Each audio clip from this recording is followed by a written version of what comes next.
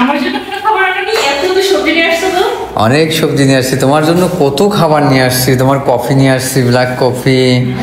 আর এই দেখো কত কিছু নিয়ে আসছি, তুমি নিজেই দেখো। দেখো ফ্রিজে এত কিছু থাকতেও যদি তুমি বলো খাবার নাই তোমার জন্য।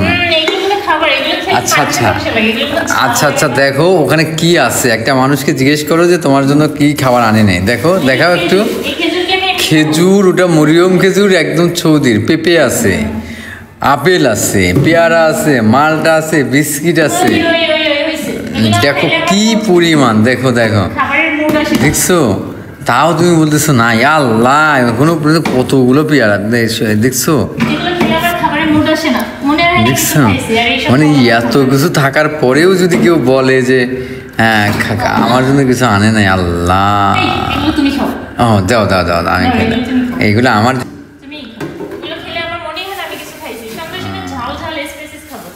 তাহলে আর তো কিছু ডেট হবে না। এই যে তো ডিমও তো দেখি শিশির দিক, আমার 8-7-8টা আছে। আল্লাহ 30 পিস ডিম, প্রতিদিন 4টা করে ডিম যাইতো। হ্যাঁ রাখো। ঝাল লাগে না ঠিক আছে, কিন্তু ওই যে